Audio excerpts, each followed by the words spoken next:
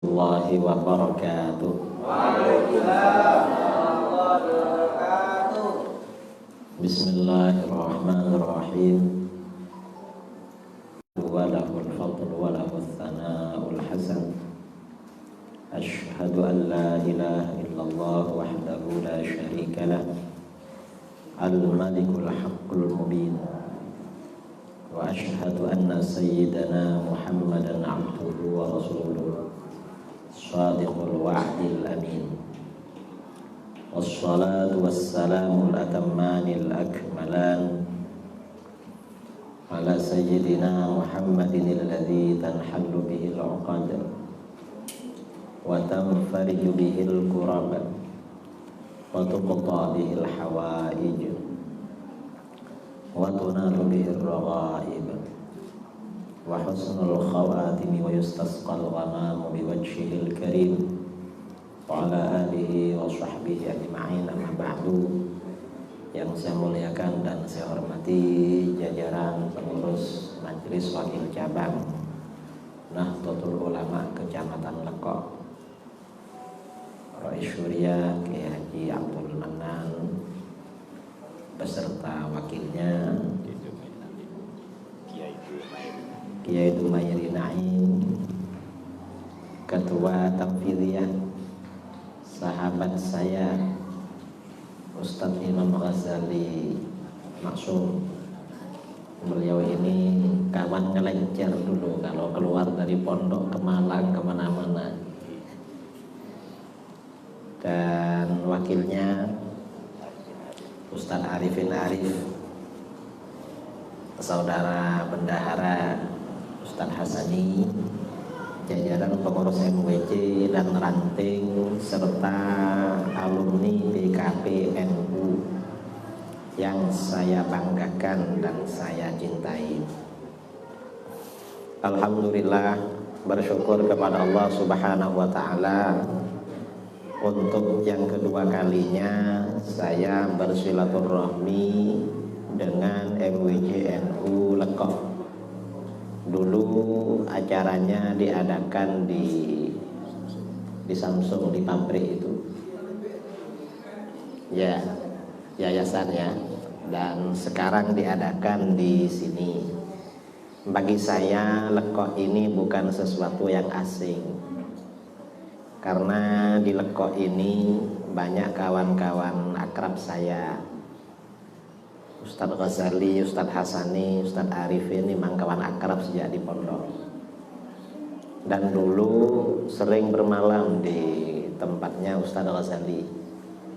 Jadi tiap beberapa waktu ada jadwal main-main ke Lekok dulu dari pondok. Nah, tema yang kita bicarakan kali ini mengawal NU dalam perspektif akidah, sosial, budaya, dan politik. Mestinya ditambah ekonomi biar lengkap, tapi tidak apa-apalah. Nah, memang sekarang ini mengawal akidah NU ini sangat penting. Mengapa? Umat Islam di Indonesia pada awalnya semuanya Ahlus Sunnah wal Jamaah. Akidahnya bermadzhab Asy'ari, fikihnya Syafi'i, dan orang-orangnya Sufi. Sejak kira-kira 100 lebih tahun yang lalu, ajaran-ajaran luar masuk ke negara kita. Wahabi masuk, Syiah masuk. Ini sudah lama masuk ke negara kita. Kemudian aliran-aliran lain seiring dengan perjalanan waktu juga masuk. HTI masuk. Kemudian juga faham-faham lain. Saya tadi malam mengisi Isra Mi'raj di daerah Jember. Di Jember itu ada pesantren besar namanya Tempurjo. Dan sejak awal dulu Jember sama dengan Pasuruan, mayoritas NU atau mungkin semuanya. Nah, tadi malam orang-orang mengeluh, curhat pada saya.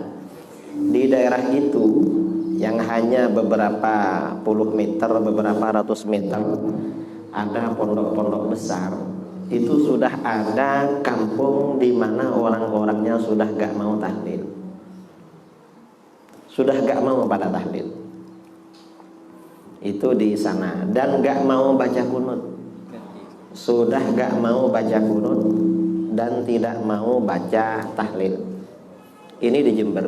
Padahal ada pondok pesantren besar. Dan mungkin di daerah-daerah lain di Pulau Jawa, Jawa Timur, Jawa Tengah ini kan pusatnya NU. NU ini paling kuat perolehan suara PKB karena memang NU Jawa Timur, Jawa Tengah. Karena pusatnya NU. Nah, di pusatnya NU sudah mulai ada orang-orang yang tidak mau tahlil, tidak mau baca kunut, mempersoalkan bacaan usolli, dan gak mau zikir nyaring sehabis sholat. Ini sudah mulai ada. Apakah ini persoalan akidah? Ini bukan persoalan akidah, memang masalah furu'. Tapi mereka, orang-orang Wahabi, masuk kepada kita melalui furu'. Masalah furu'iyah ini, masalah tahlil, masalah zikir, ini dijadikan pintu. Nanti kalau sudah masuk ke pintu ini, masuk pintu berikutnya akidah yang didobrak. Kemudian kemarin malam saya pulang dari Jawa Barat, dari Cirebon.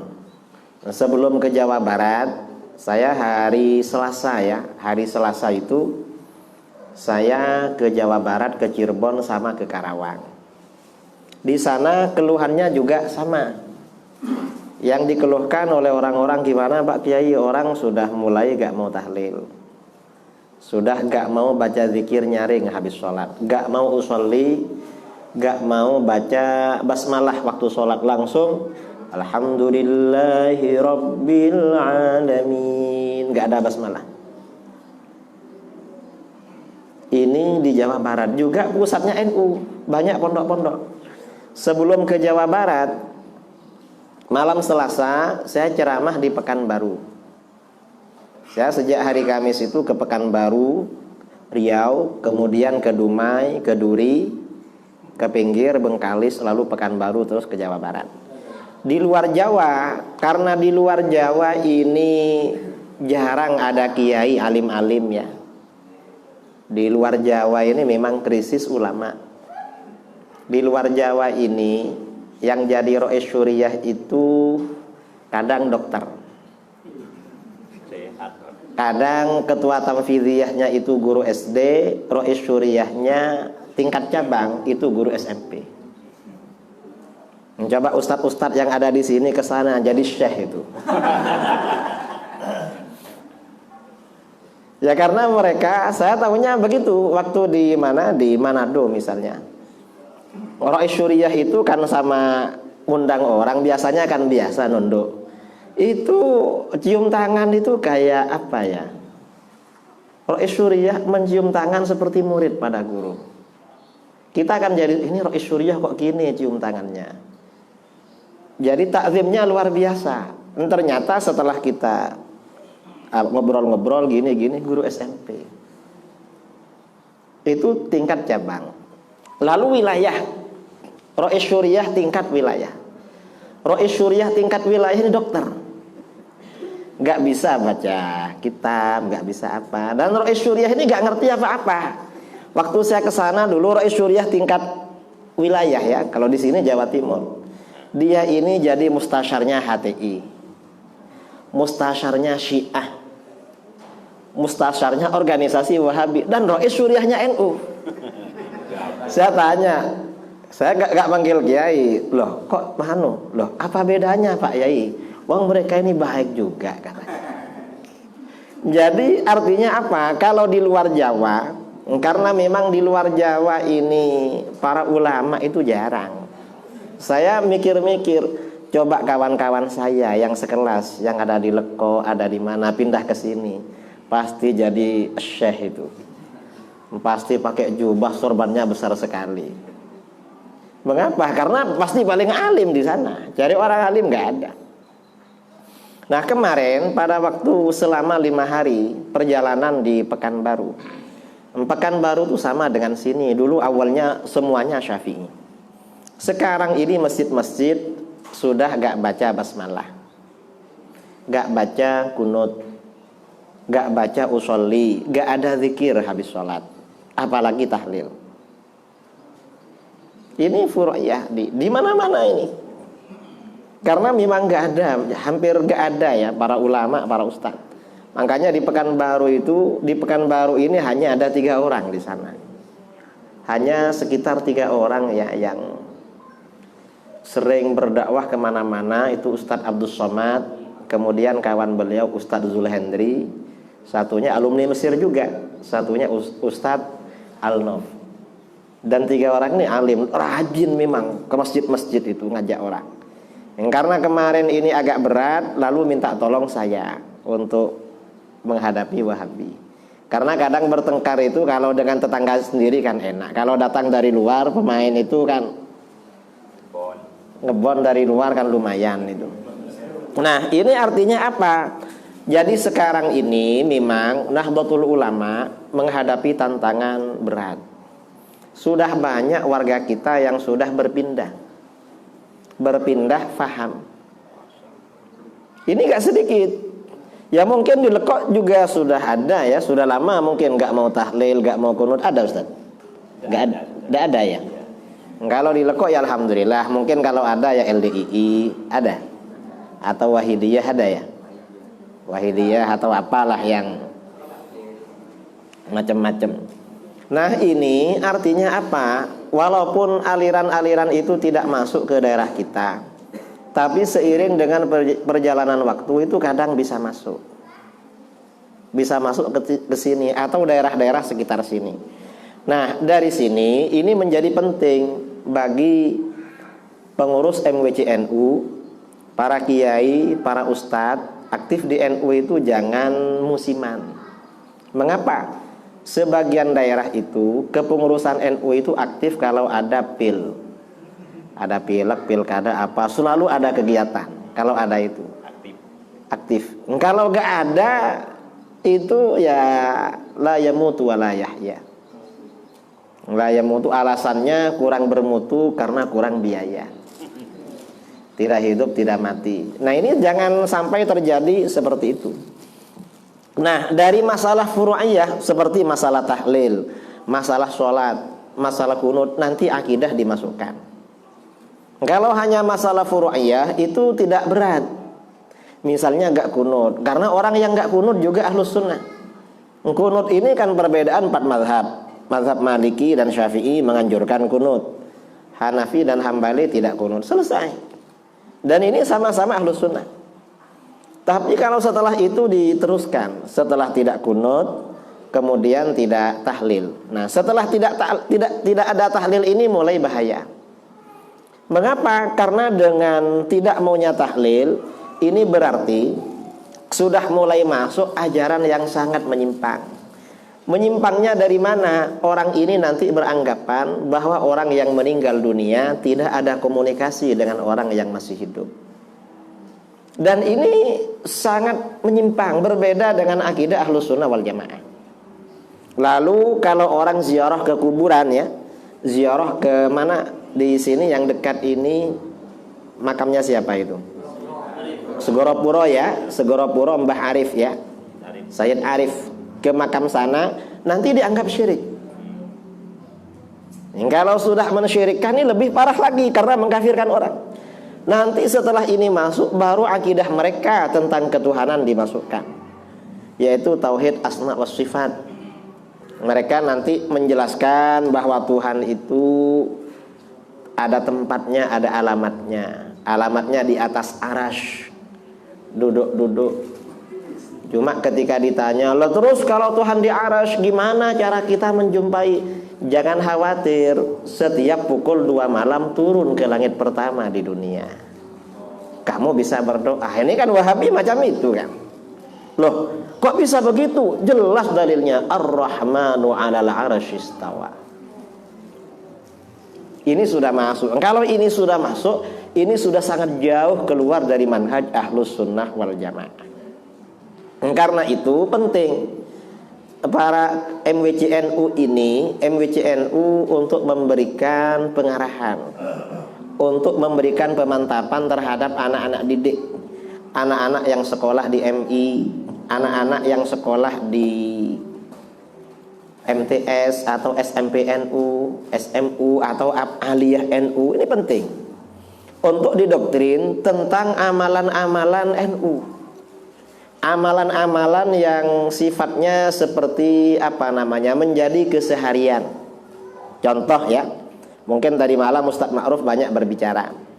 Contoh, saya sebulan lebih yang lalu ceramah di Aceh.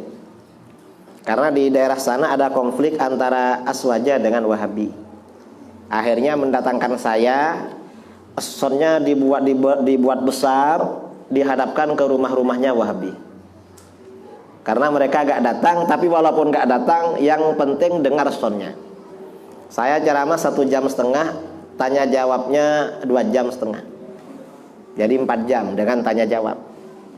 Nah, yang ditanyakan apa? Yang ditanyakan sama dengan di mana-mana.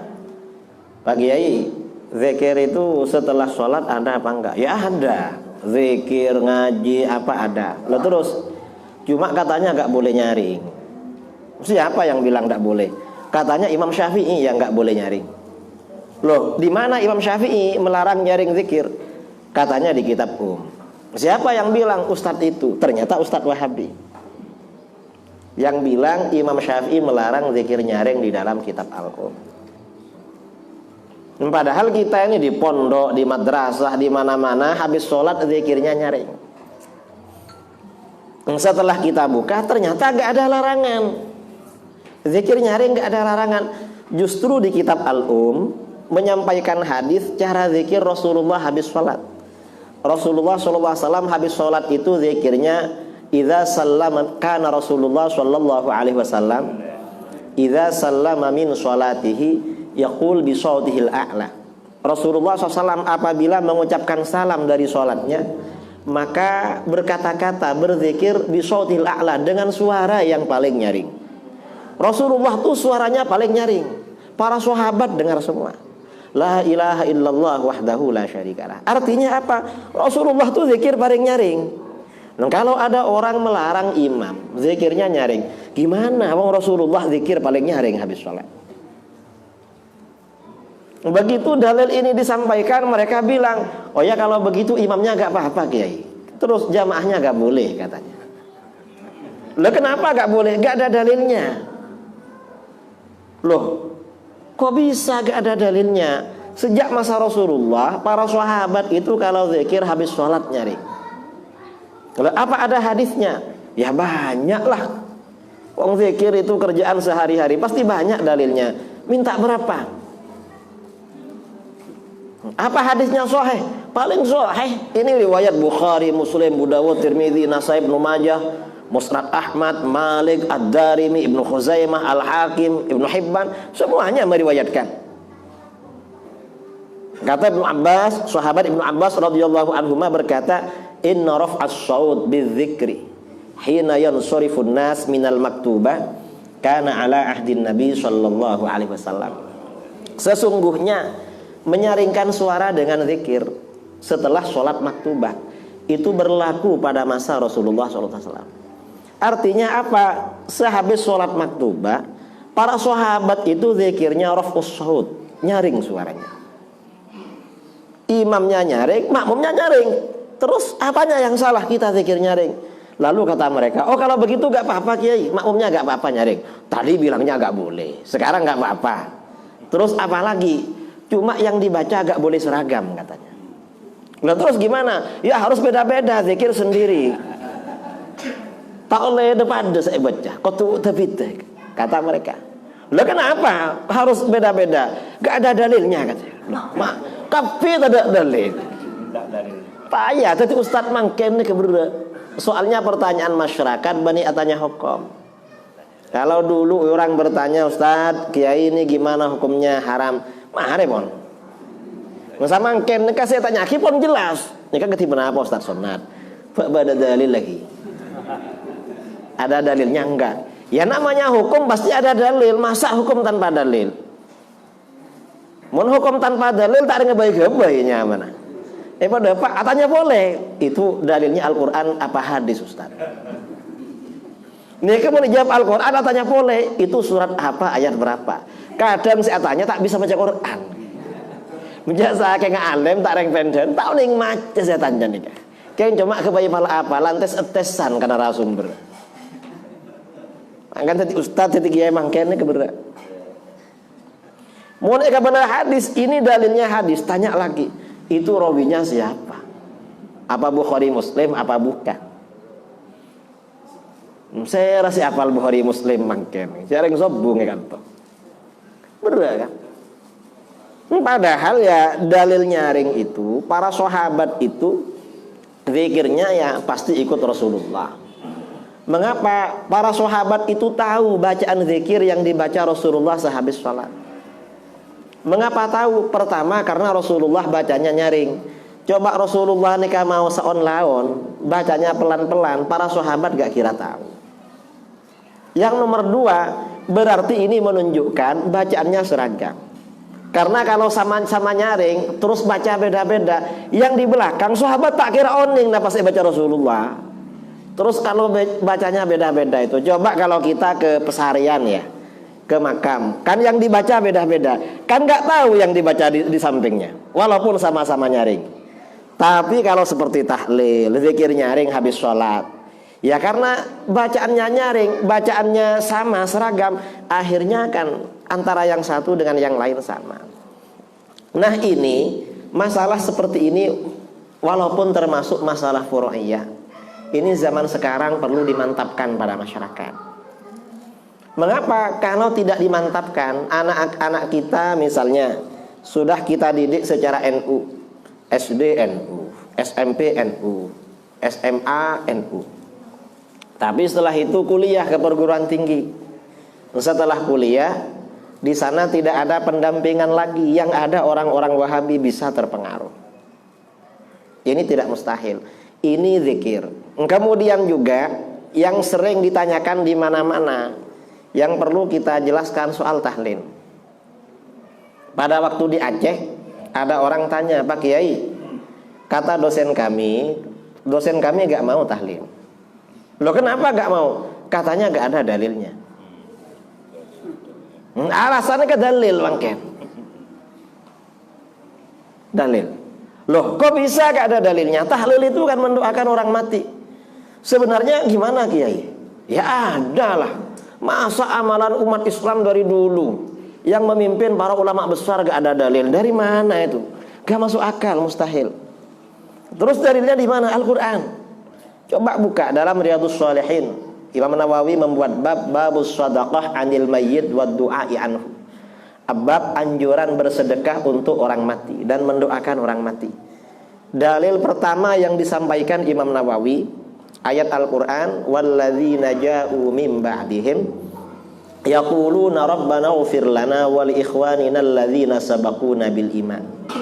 Adapun orang-orang yang datang sesudah mereka, sesudah generasi pendahulu yang meninggal, yaquluna, mereka berkata, rabbana ighfir lana, wahai Tuhan kami ampuni dosa-dosa kami, wa li ikhwanina alladzina sabaquna, dan saudara-saudara kami yang telah mendahului kami meninggal dunia, bil iman, dengan membawa iman.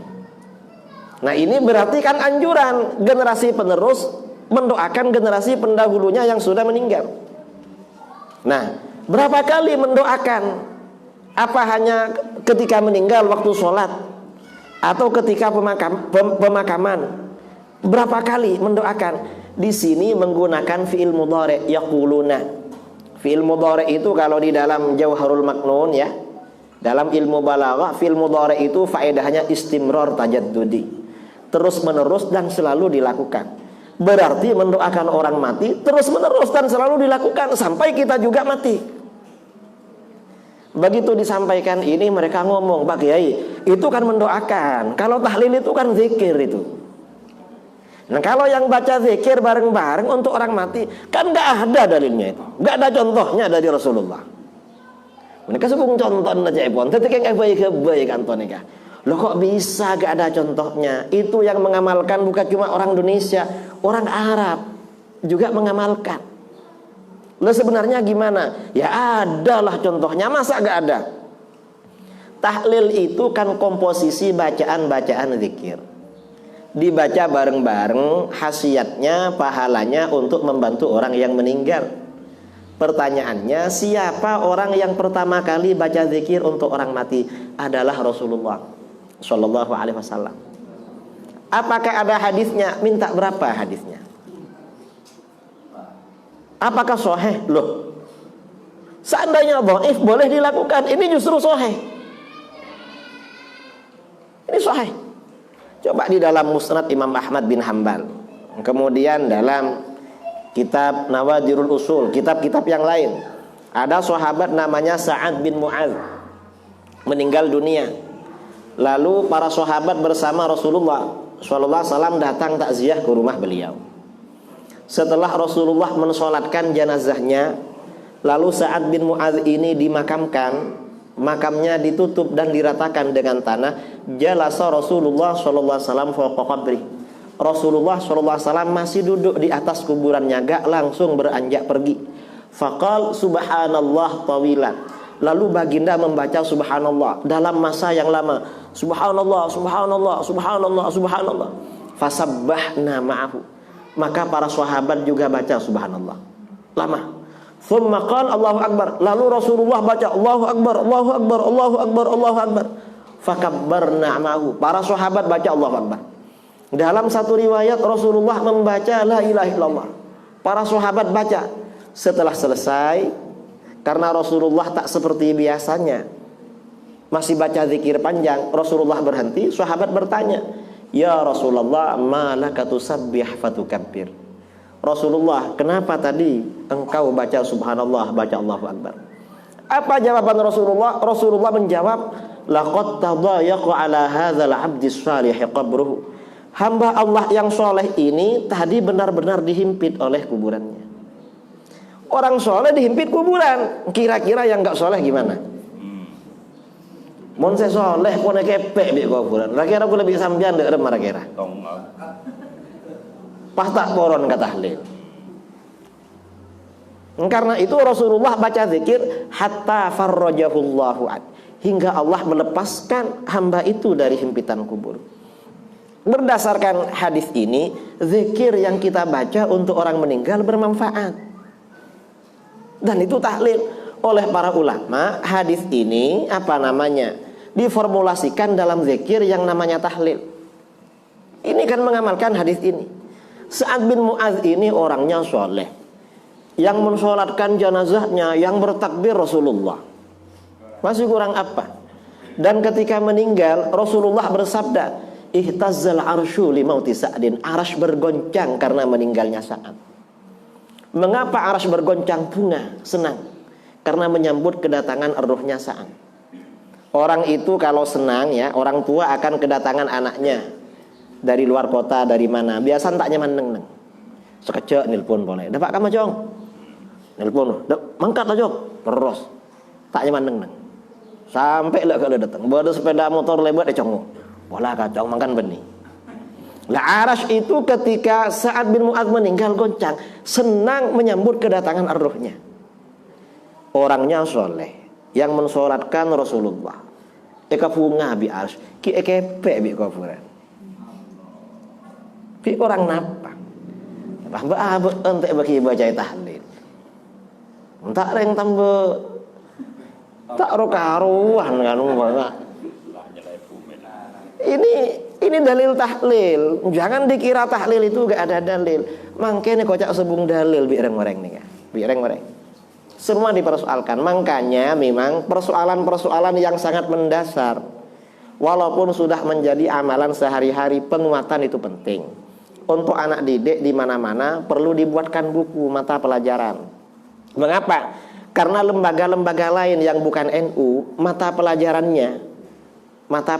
orang-orang di luar NU memang dibuat antipati terhadap NU. Dianggap bid'ah, dianggap khurafat, dianggap takhayul, dianggap sesat, gak ada dalil, gak ada contoh. Dan memang ditanamkan seperti itu. Kita sementara kan enggak kan, tidak melakukan antisipasi. Nah seperti ini antisipasi penting. Karena sekarang di mana-mana kasusnya seperti itu. Ini baru masalah furu'iyah. Masalah furu' yang terjadi seperti itu. Belum lagi yang masalah akidah. Masalah akidah ini ya, kalau kita yang ahlus sunnah, akidah kita ini oleh para ulama dibangun dalam konsep yang disebut dengan aqaidul khamsin.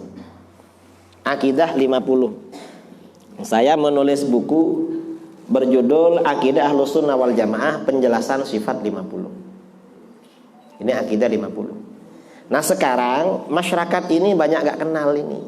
Karena sifat 20, kalau dulu sifat 20 itu di kampung-kampung, di musola, di masjid jadi pujian sebelum sholat.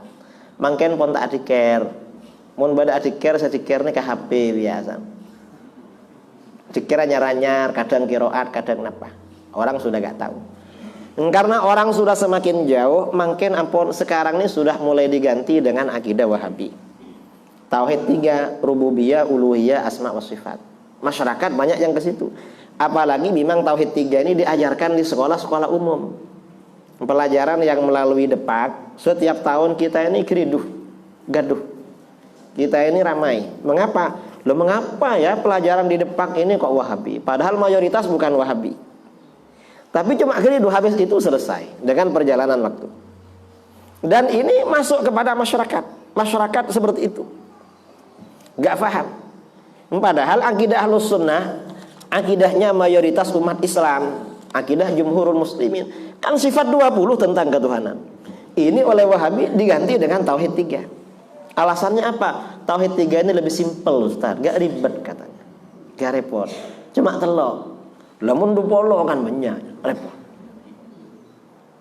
20 ini dianggap ribet, dianggap merepotkan. Nah, dari sini kita pengurus-pengurus NU, para asatid perlu menyampaikan bahwa yang asli akidah Ahlus Sunnah sifat 20, berarti tauhid 3. Mengapa sifat 20? Para ulama ini membangun konsep sifat 20 ini sangat penting. Dan sifat 20 ini perlu juga kita ajarkan dasar-dasar filosofinya. Karena masyarakat sekarang ini semakin kritis, gak seperti dulu. Saya dulu waktu di pondok sama Ustadz Hasani, Ustadz Ghazali, gak pernah menanyakan apa yang ada di kitab tauhid. Setelah pulang, pertanyaan orang tuh dahsyat. Apa pertanyaan? Pulang dari pondok ada kawan, masih murid saya dulu di pondok. Ustadz, apa? Kenapa sifat wajib bagi Allah itu 20? Sudah ditanya. Loh, saya tanya balik, sampean minta berapa? Loh, enggak, saya tidak minta berapa katanya. Loh terus, kenapa bukan 15? Mak benih 15, benih 14, benih selekor. Mak pas dulu polo. Pola keng lagu nalek pasting lah. Wujud kita kan pas pun sampai dulu polo. Mun eko orang ini kurang salpa. Tambah kurang salpa. Pola kayak gini kau Ustaz. Bon ni lagu je rok toro aki saung kuna. Keluan sedu polo ambil lagu. Ini kan pertanyaan kritis kan. Ada lagi yang kritis juga Ustaz. Asmaul Husna itu kan 99. Lah terus sifat wajib bagi Allah kok 20? Mana yang 79? Ini kan kritis kan. Dan ini nggak bisa tinalah lagi ngaki dari kitab nyak tanyaan. Dah bisa zaman sekarang. Bani tasawuf. Tak rek boleh soro ngaji, soro apa. Karo kan sufi. Ini argumen memang akli memang. Ini pertanyaan. Ada kalau orang Wahabi lebih dahsyat lagi ngomongnya. Kalau mereka apa sifat 20 itu bukan dari Islam. Terus dari mana? Itu dari ahli filsafat Yunani. Saya pernah ditanya seperti itu di Malaysia, Kiai, sifat 20 itu katanya bukan dari Islam, dari kafir. Gak percaya kidamnya Allah kafir, gak percaya bahwanya Allah kafir. Ya kafir gak percaya sifat 20. Komunis berarti. Gak ngomong. Nah untuk menjawab sahabat-sahabat kita yang mungkin ini kan karena juga kadang ditanya oleh kawannya atau benturan di kampus, kenapa 20? Ini sebenarnya kan sudah ada jawabannya, cuma kadang kita di pondok itu setelah pulang lupa. Atau dulu ya tidak memperhatikan. Kadang kan kalau di pondok itu kitab dihafal yang kira-kira jadi soalan di ujian pentolo bulan bisa jawab. Kop cokop ring kesan kadang saya. Ini kalau dulu. Nah, sifat 20 ini perlu kita terangkan. Mengapa para ulama membuat konsep sifat 20? Pertama, sifat 20 itu dapat mengantarkan kita makrifat kepada Allah. Kita kan wajib makrifat pada Allah. Nah, sifat 20 ini mengantarkan kita makrifat pada Allah. Bisa makrifat. Makrifat itu artinya kenal. Kita ini kalau kenal dengan orang, tahu wajahnya, kemudian kenal fisiknya, keahliannya apa, misalnya ahli tahsin, ahli nulis, kemudian tinggalnya di mana, misalnya anaknya berapa, itu kan kenal. Kalau kenal kepada Allah, di dunia kita gak bisa melihat Allah. Sementara makrifat wajib, maka makrifat melalui sifatnya, dan itu sifat 20. Itu pertama. Yang kedua, mengapa kok 20? Kok tidak lebih dari 20? Kata para ulama, mengapa 20? Sifat 20 itu batas kemampuan akal manusia dalam makrifat pada Allah. Lebih dari 20 akal manusia gak mampu makrifat. Ini lebih dari 20. Kita ini jangankan kepada Allah, kepada kawan kadang gak tahu. Saya ini punya kawan di suatu kota, di daerah lain ya, saya tidak sebutkan kotanya. Saya ini kalau ke daerah itu sering bermalam di tempatnya beliau. Saya mau bermalam di hotel gak boleh. Dan rumahnya bagus, ada kamar khusus untuk kita, sama dengan hotel. Pokoknya Pak Kiai kalau ke sini jangan ke hotel, saya gak ridho katanya. Pokoknya di sini. Nah, saya tahun berapa ya? Tahun 2014 pernah menyampaikan ceramah tentang istighatsah, tawassul. Lalu ada orang yang dimudahkan oleh Allah berpoligami karena baca doa istighatsah. Saya ajarkan itu. Doa istighatsah. Wah, ini langsung kotok-kotok. Karena mungkin ada orang yang terang aki, kita tanya aki. Kita marah. Akhirnya dapat kira-kira dapat 3 tahun ya. Ada orang perempuan sering tanya hukum pada saya. Lama-lama, Pak Yai, gimana hukumnya suami yang tidak adil sama istrinya? Saya tanya, sampean istri muda ya? Iya Pak Yai katanya. Siapa suaminya? Maaf Pak Yai, rahasia kan. Kira-kira kenal dengan saya? Insya Allah kenal, karena suami saya ustadz juga. Saya kira mikir ustadz sekemer saya. Saya kenal kefi. Jangan saya kayak lekok apa Ustadz Ghazali lagi mikir. Lama-lama karena sering tanya, mulai saat ini saya gak mau jawab lagi pertanyaan sampean. Kenapa? Karena saya dibikin penasaran siapa suami sampean. Pokoknya tidak saya jawab mulai sekarang. Akhirnya ngebel. Tapi yang diberitahukan bukan suaminya, maaf Kiai, saya gak memberitahu suami saya, tapi istri pertama saya beritahukan. Ini istri pertamanya. Loh, setelah tahu istri, loh ini kan Ustadz ini kan, saya yang sering di rumahnya. Iya Pak Yai. Ini tak teman ngebele on tahun jak bini boleh. Artinya apa? Makrifat kita kepada kawan itu terbatas. Jangan dikira kawan bola yang bini boleh. Jawabnya. Saya jadi kadang lah penter itu. Penter nyimpan. Jadi makrifat kita kepada orang yang dekat dengan kita terbatas. Apalagi kepada Allah. Makrifat kepada Allah, kata para ulama, kemampuannya cuma 20. Lebih 20 akal gak mampu. Ini yang ketiga. Yang kedua, kemudian yang ketiga, mengapa sifat 20? Sifat 20 ini sebenarnya kalau difikir, jawaban terhadap soal-soal yang mendasar tentang Allah. Kita ini kalau berkenalan dengan orang, misalnya ya ketika di pondok, yang tadi Ummina, jong, bentak bini ya jong, boh, maki pura tanya umbian nih, dalam bajan saya tak tentek ni, pura ngarap dalam umbian tanya nggak nikah, maki pura tanya jan, berdarah macam, berdepon calon kakui kula, apakah sudah ada calon buat saya? Oh sudah ada, siapa namanya? Oh namanya ini, di mana rumahnya? Di sana, umur berapa? Di bawah kamu, cantik enggak? Ya pastilah buat kamu. Gitu kan perkenalan dengan orang kan begitu ya cara berkenalan. Sifat 20 juga begitu. Sehari semalam kita ini beribadah kepada Allah. Pertanyaan pertama, apakah Allah ada? Jawabnya wujud. Wajibul wujud.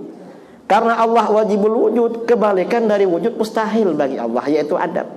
Diterangkan dalilnya.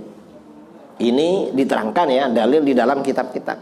Dan kita, para asatid, ini penting menanamkan dalil-dalil wujudnya Allah kepada generasi. Ini zaman sekarang.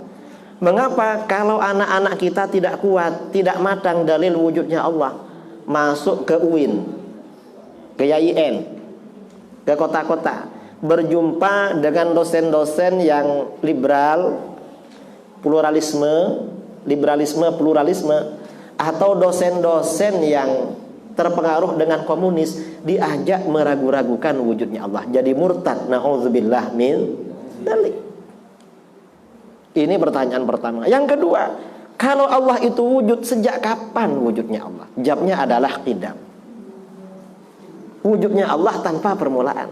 Karena itu kebalikan dari qidam, yaitu huduts mustahil bagi Allah. Makanya di KTP nama tanggal lahir. Pangeran tanpa tanggal lahir karena qidam. Lalu kalau Allah itu wujud dan qidam, sampai kapan wujudnya? Baqa, maha kekal, maha abadi. Kita karena gak baqa, maka nanti KTP terakhir di pusaranya etoles bi anan ahlus sunnah wal jamaah. Almarhum ayah meninggal tanggal hari tahun sekian. Engkai mun la anan lan wahabi tak mikir lah. Mate tidak teman yang tak lah sampai mate kiyah. Karena ziarah kubur itu gak boleh. Ini mun anan wahabi. Kemudian ini pertanyaan yang ketiga, baqa. Pertanyaan keempat, Allah yang wujud qidam baqa seperti apa? Nah, orang ini biasanya kalau berbicara sesuatu, mau beli mobil, beli rumah, kalau belum jumpa kan tanya seperti apa ya? Kalau Allah ditanya seperti apa? Jawabnya apa? Mukhalafatu lil hawadits. Allah itu berbeda, tidak serupa dengan apapun perkara yang baru. Ini akidah Ahlus Sunnah wal Jamaah. Enggak sama. Tidak serupa. Dan ini penting, sifat 20. Mengapa? Karena kelompok lain ini sudah tidak mukhalafatul hawadisi. Kalau kita kan Allah itu gak serupa dengan apapun perkara yang baru. Di dalam Al-Quran, laisa kamitslihi syai', tidak ada sesuatu pun yang serupa dengan Allah. Mengapa gak ada yang serupa? Kalau ada sesuatu yang serupa dengan Allah, ada perkara baru serupa dengan Allah, berarti Allah juga baru. Karena setiap sesuatu memiliki hukum yang sama dengan apa yang serupa dengannya. Sedangkan Allah kan wajib qidam, berarti Allah gak serupa dengan perkara baru. Karena itu kata para ulama, kullu ma khatara bi balik fallahu bi khilafi dzalik. Setiap sesuatu yang terlintas dalam pikiran kamu tentang Allah, Allah gak sama dengan itu. Allah mampu menciptakan apa yang kita pikirkan, bahkan lebih hebat dari apa yang kita pikirkan. Mengapa begitu? Manusia ini memikirkan apapun, mereka-reka apapun, apa yang dia reka-reka tidak akan terlepas dari apa yang pernah dia lihat. Walaupun di alam nyata gak ada, pasti dibanding-bandingkan dengan yang pernah dia tahu. Misalnya ada laki-laki di tawari apa? Contoh ya, walaupun di alam nyata gak ada. Contoh ya, bangsa kita dulu membuat lukisan gambarnya makhluk namanya buraq. Saya masih ingat di tembok-tembok di rumah itu ada gambarnya buraq. Buraq itu gambarnya apa? Kuda putih, jeren pote, ada sayapnya berdelembeng. Lalu kepalanya berwajah perempuan cantik. Di kepalanya ada mahkota. Cari kuda seperti itu di Indonesia gak ada. Kuda ini pun nak leng-leng se Indonesia. Pola buat jeren gak nikah. Kan nyaman ratin, bisa tak payah jalan mah. Salmon mbak coba ni payah kau tondo saya jalan. Menjaran ratin. Tapi gak ada kan, cari seperti itu. Tapi walaupun gak ada di alam nyata, bagian-bagiannya kan biasa di dunia. Kuda badannya seperti itu. Yang namanya sayap ya tinggal pilih. Kita ini apa mau copy paste sayapnya ayam, sayapnya bibik, atau sayapnya merpati, atau sayapnya terserah. Lalu kepala, wajah perempuan, ya tinggal pilih. Perempuan Jawa, perempuan Sunda, perempuan Banjar, perempuan Melayu, perempuan Aceh, atau agak perempuan Amoy Cina atau perempuan India, tinggal pilih suka-suka. Nanti mahkotanya tinggal pesen sama pandai besi. Nah, ini artinya apa? Manusia itu membayangkan apapun, hasil rekayasa bayangannya tidak akan keluar dari apa yang pernah dia lihat. Karenanya apapun yang terlintas dalam pikiran manusia, Allah gak sama dengan itu. Ini akidah Ahlus Sunnah wal Jamaah. Wahabi ini beda. Wahabi sudah menyebarkan buku-bukunya. Kalau menurut Wahabi, Allah itu mukhalafatu lil hawadisi, tapi tak begitu mukhalafatu. Ada mirip-miripnya. Loh kok begitu? Kata mereka, Tuhan itu seperti seorang laki-laki, masih muda, belum berjenggot, kira-kira tingginya 30 meter, lebarnya 3,5 meter. Dan ini mirip akidah Yahudi. Kalau menurut Yahudi, Tuhan itu seperti seorang laki-laki yang sudah tua, rambut dan jenggotnya putih semua, tingginya 30 meter, lebarnya 3,5 meter. Bedanya Tuhannya Yahudi lebih tua. Makanya ada yang bilang Tuhannya Yahudi abang Tuhannya Wahabi, karena tuaan. Dan mereka ini sudah punya akidah seperti ini. Dan ini buku-bukunya, kitabnya disebarkan. Ada ulama Wahabi menulis kitab berjudul Aqidatu Ahlil Iman fi Khalqi Adam ala Suratir Rahman. Akidah orang-orang beriman tentang penciptaan Nabi Adam seperti rupanya Tuhan. Nabi Adam ini kerupan pada pangeran. Ini kan namanya mujassim, menjasmanikan Tuhan, musyabbih, menyerupakan Tuhan dengan makhluk. Menyerupakan Tuhan dengan makhluk itu gak boleh, kufur. Tak boleh. Ini sudah menyebar. Kita ini kalau gak menjelaskan akidah Ahlus Sunnah bahaya. Ini pertanyaan keempat. Pertanyaan kelima, Allah itu wujud, qidam, baqa, mukhalafatul hawadisi. Alamatnya di mana? Lemon cocok biasan kan terus alamat tak?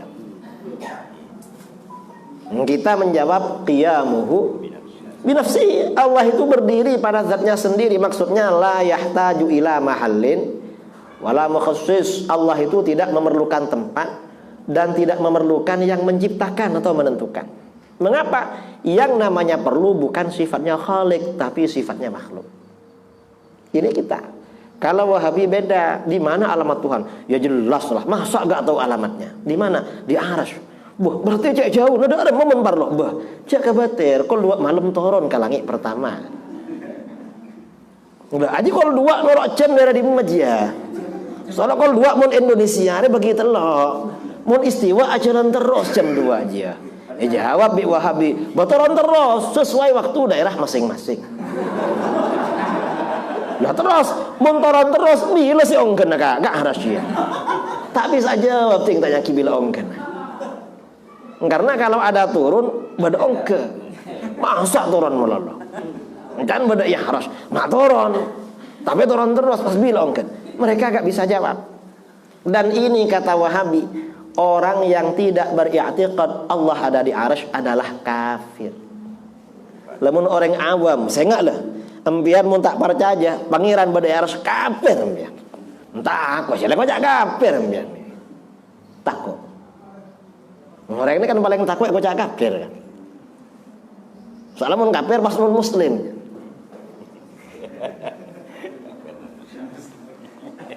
Misalnya mungkin orang kafir tak oleh kocak kafir, kocak non muslim. Zaman sekarang ya. Nah, ini masalah. Kalau Ahlus Sunnah menilai ya, menghukumi orang Wahabi yang beriktikad Allah ada di Arsy, tidak mengkafirkan, cuma mengatakan mereka ini sesat dan menyesatkan. Mengapa? Karena itu bukan alamat Tuhan, itu alamat palsu. Wahabi ya baik-baik. Ini penting. Tahun ini contoh ya, tahun 2009 kula atau karbi Wahabi dengan suara pecah pas Blitar. 2015 atau karbi Wahabi kula pada Malaysia. Kata Wahabi, Ustaz, gak benar Tuhan itu dikatakan tidak bertempat. Lah mengapa? Karena Tuhan itu ada. Setiap sesuatu yang ada pasti bertempat. Kalau gak ada tempatnya berarti gak ada. Saya jawab, kalau begitu kamu bisa kafir. Bisa kafir sampean. Loh kok begitu? Saya tanya, Tuhan itu tempatnya di mana? Ya di Arsy. Kalau begitu kamu bisa kafir. Loh kok begitu? Saya tanya lagi, Arsy itu makhluk apa bukan? Kalau kamu jawab Arsy bukan makhluk, kamu kafir. Karena beri'tiqad ada selain Allah bukan makhluk Allah. Tapi kalau kamu jawab Arsy itu makhluk, kamu bisa kafir juga. Cuma kafirnya agak langsung. Sampian pilih kafir langsung, kenapa tak langsung? Kalau jawab Arsy itu makhluk, kenapa bukan? Ya jelas lah makhluk, mau gimana lagi? Sekarang saya tanya lagi, kalau Arsy ini makhluk, sebelum Allah menciptakan Arsy, Allah tinggal di mana? Apa kamu bilang karena tempat belum ada, Tuhan gak ada? Kafir sampean. Atau sampean bilang karena tempat belum ada, Tuhan gak bertempat, berarti akidah sampean segila sesat. Begitu ditanya begitu, apa jawabannya? Kata dia, saya suruh aja, Ustaz, apa? Ustaz gak boleh tanya begitu. Apa mata oleh? Itu pertanyaan haram. Lah kenapa haram? Karena ini pertanyaan bid'ah. Kullu bid'atin dhalalah. Wahabi itu kalau ditanya gak bisa jawab, yang bertanya yang diharamkan, yang disalahkan. Ini kan Wahabi setahun 2009. Yang 2015 beda lagi. Sampai ditabang digula Arsy itu makhluk apa bukan? Ya jelaslah dia iya Arsy itu makhluk. Gimana lagi? Saya tanya, kalau Arsy ini makhluk, sebelum Allah menciptakan Arsy, Allah tinggal di mana? Apa kamu bilang karena tempat belum ada, Allah gak ada? Atau kamu bilang tempat belum ada, Allah tidak bertempat? Pilih mana kamu? Kata dia apa? Ya suka-suka Allah lah, mau di mana katanya. Karena milih. Loh, itu kalau suka-suka begitu, itu kan sifatnya makhluk namanya. Dalam pikiran mereka berarti Allah itu dianggap benda, dan bendanya kecil, ada di ruangan besar, mangkan karena milih. Itu kan sifatnya makhluk. Katanya Allahu Akbar, Maha besar, kok kecil? Mana kebesarannya? Nah ini artinya apa? Wahabi itu tidak mengagungkan Allah. Gimana mengagungkan Rasulullah? Allah saja gak diagungkan. Ini masalah akidah berkaitan dengan rububiyah. Mereka ini amburadul rusak. Dan ini orang gak berpikir. Dan sesat di dalam akidah ini bahaya. Mengapa sesat di dalam akidah?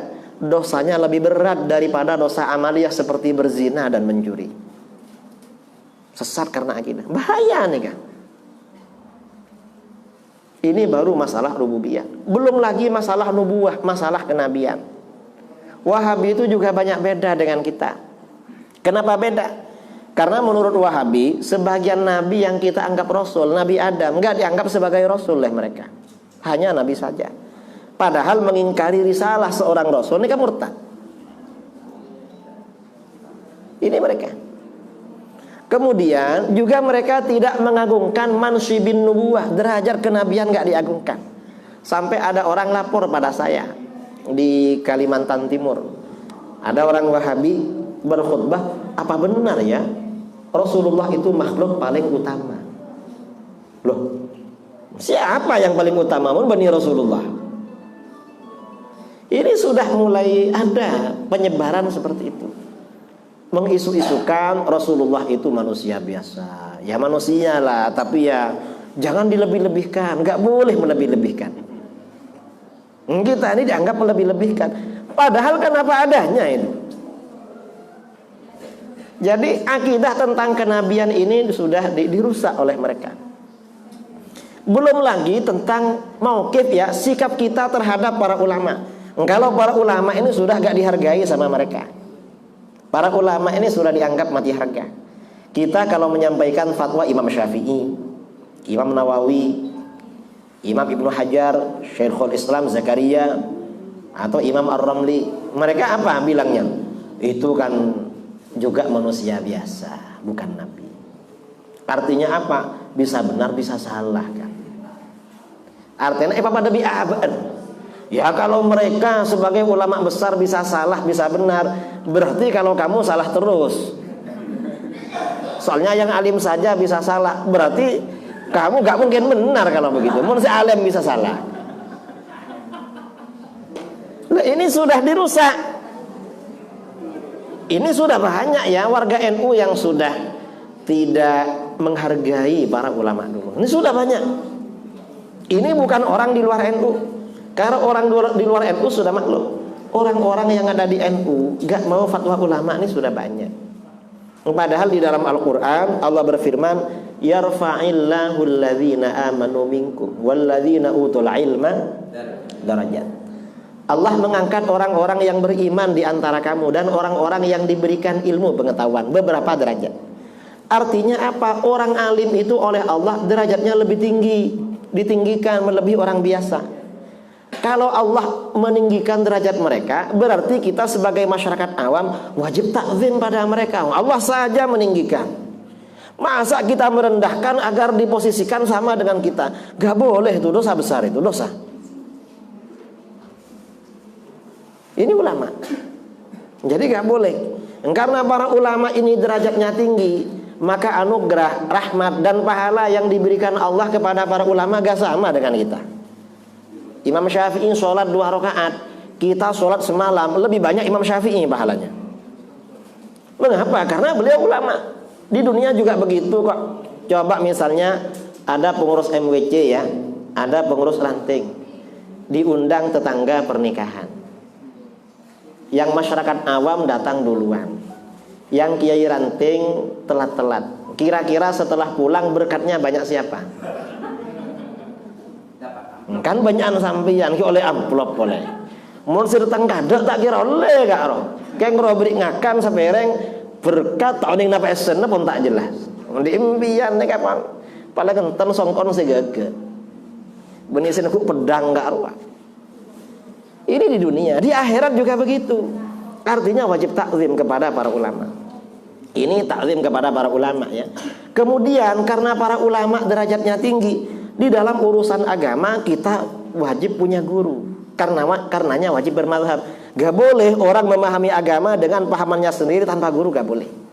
Makanya di dalam Al-Quran, fas'alu ahlad dzikri in kuntum la ta'lamun. Kalau kita gak tahu hukum, tidak diperintahkan cari sendiri di Al-Quran, diperintahkan bertanya kepada para ulama. Ini tingginya derajat para ulama. Lemangken para ulama ini kejangkep sebungkunan apa? Dianggap tidak penting.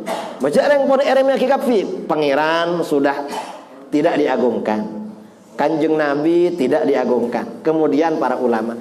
Dan yang terakhir, umat Islam. Umat Islam ini sudah direndahkan oleh kelompok-kelompok di luar Ahlus Sunnah wal Jamaah. Nah, akidah Ahlus Sunnah berkaitan dengan umat Islam. Umat Islam ini adalah umat terbaik. Di dalam Al-Quran Allah berfirman, kuntum khaira ummatin ukhrijat linnas. Kalian adalah sebaik-baik umat yang dikeluarkan bagi umat manusia. Sebaik-baik golongan yang dikeluarkan bagi umat manusia. Nah, yang dimaksud sebaik-baik golongan itu artinya apa? Bukan dalam arti umat Islam lebih baik dari orang Yahudi, Nasrani, Hindu, Buddha yang ada sekarang. Bukan itu maksudnya. Artinya apa? Umatnya Rasulullah lebih afdal daripada umatnya para nabi dan para rasul terdahulu. Nah, orang Wahabi menganggap mayoritas umat Islam yang bertawassul lebih kafir daripada Abu Jahal dan Abu Lahab. Bani khairu ummah bon, pas cobaan bi Abu Jahal bi Abu Lahab. Ini orang Wahabi. Nah, karena umat Islam ini umat terbaik, gak sama dengan umat-umat sebelumnya. Konsekuensinya apa? Pertama, mayoritas umat Islam tidak akan syirik, tidak akan kafir, karena garansi dari Rasulullah. Karenanya kalau ada kelompok mengkafirkan mayoritas umat Islam, mensyirikkan mayoritas umat Islam, ini pertanda dia kelompok yang gak benar. Karena bahwa mayoritas umat Islam ini terbaik, tidak akan syirik, tidak akan kafir, garansi dari Rasulullah. Hadisnya sahih, hadis Bukhari, Muslim, Abu Dawud, semuanya ada tentang ini. Ini penting. Yang kedua, karena umat Islam ini umat terbaik, mayoritas umat Islam tidak akan mengikuti aliran sesat. Tak, bukan. Mayoritas umat Islam pasti selalu mengikuti Ahlus Sunnah wal. Makanya kalau ada kelompok minoritas menyesatkan mayoritas, berarti dia yang sesat. Karena dia gak ngerti tentang kebaikan, keutamaan umat Islam.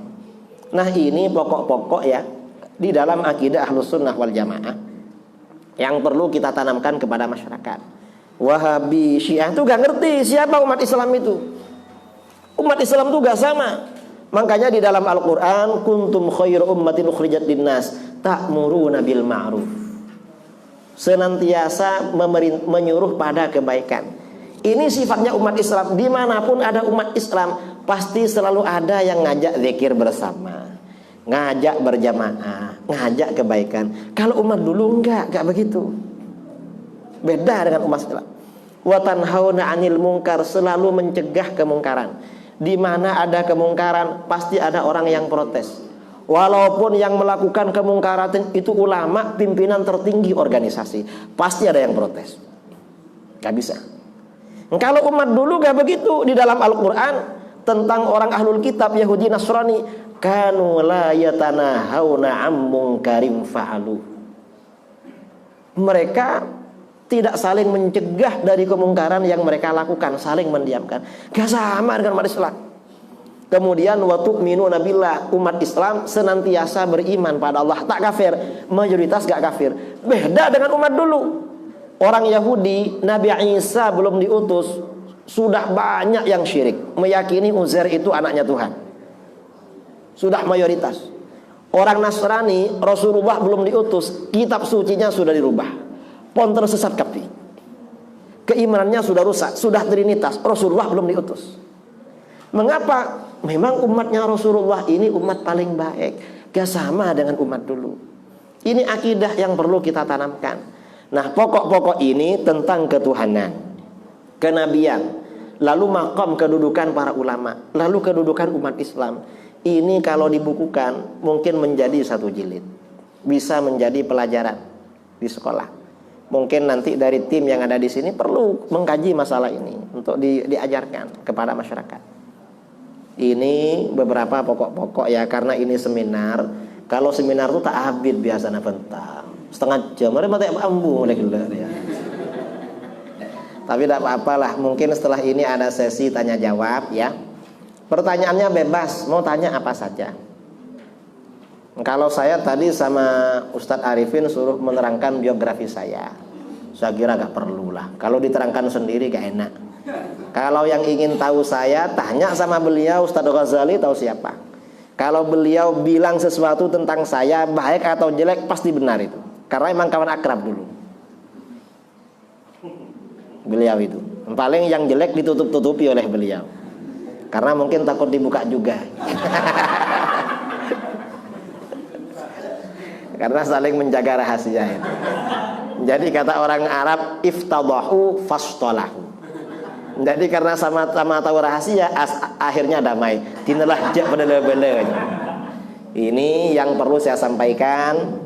Untuk selanjutnya sesi tanya jawab, saya minta kepada moderator mimpin tanya jawab. Assalamualaikum warahmatullahi wabarakatuh.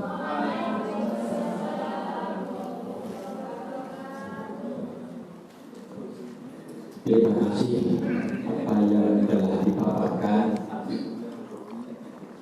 sudah jelas.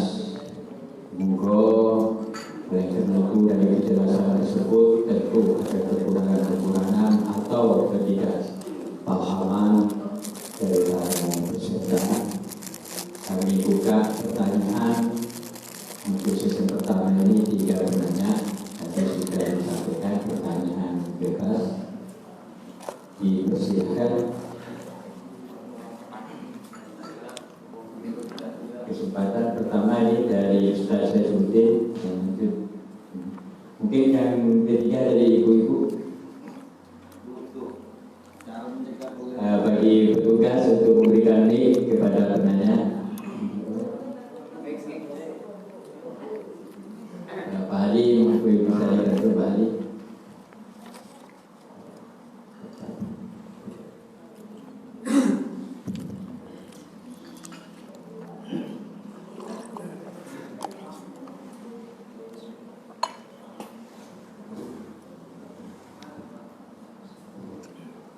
Assalamualaikum warahmatullahi wabarakatuh.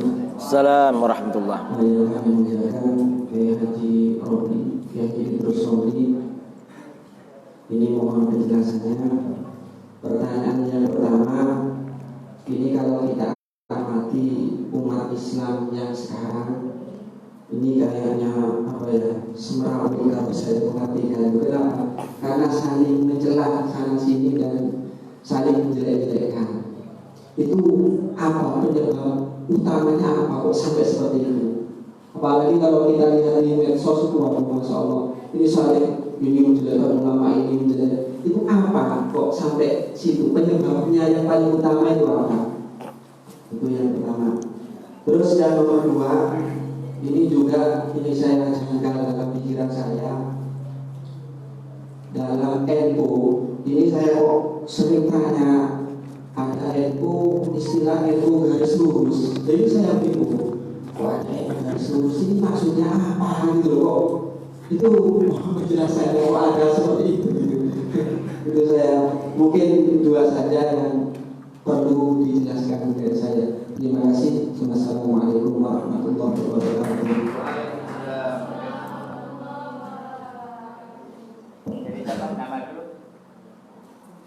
Assalamualaikum warahmatullahi wabarakatuh. Nama saya Ahmad Solehin dari Semoga.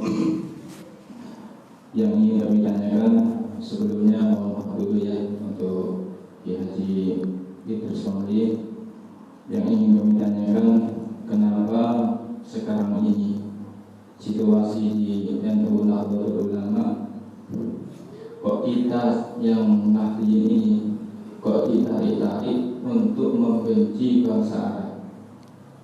Ternyata dalam kitabnya Mbah Hasyim Asy'ari, kitab yang berjudul Kitab Nurul Huda, di situ beliau sangat mewanti-wanti agar kita itu tidak membenci Arab. Ini jelas dalam kitabnya tidak berjudul Kitab Nurul Huda atau Kitab Irsyadus Salik. Nah, setelah saya telusuri, ternyata ajaran-ajaran untuk membenci Arab ini asal usulnya dari kelompok Syiah. Ini saya semakin bingung, kok ada kelompok itu ngajak inti anti Arab ini, saya bingung. Terus terang saya bingung. Nah, ini saya rasa cukup. Mohon pencerahannya ini. Tiga satu lagi. Terima kasih. Assalamualaikum warahmatullahi wabarakatuh. Kepada yang terhormat Idrus Family, beliau adalah salah satu kiai yang saya idamkan dari dulu. Saya setuju, makanya waktu saya ngajar, saya luangkan untuk hadir di sini. Mulai dari sarang kan Pak Kiai kan 2 kali sarang, saya juga mendengarkan itu. Umar 3 kali, setelah saya 2 kali. Saya juga menjadi mustamik waktu itu. Dan alhamdulillah Allah memperkenankan saya untuk hadir bersama beliau, semoga termasuk arwah ya dulu-dulu kita. Yang kami tanyakan tentang keadaan NU sekarang ini, masalah budaya, fikih, akidah ini kok seakan-akan diselewengkan sesuai dengan nafsunya oleh NU kultural. Dalam artian begini, struktural yang ada di atas. Dalam artian begini, ketika ada MUI menjelaskan tentang BPJS haram, NU membuat tandingan haram BPJS dulu, saya ingat. Ketika ada sholat berjamaah itu boleh, maka ketuanya mengatakan itu tidak sah. Seakan-akan membuat mengikuti apa? Turut memberikan situasi panas. Dan ini cara untuk kita yang ada di bawah ini, bagaimana untuk cara mengawal orang-orang yang membutuhkan di sana. Terima kasih. Ini yang saya perhatikan, cara mengawal, terutama dalam sisi akidah. NU sering mengkritisi Wahabi, saya juga setuju dengan satu, tapi jarang mengkritisi Syiah, apalagi liberal. Itu yang kami perhatikan selama ini. Terima kasih Pak Kiai. Semoga bisa Mas Nawas sudah suara Pak. Terima kasih. Apa Cak? Wah, amin, amin. Terima kasih.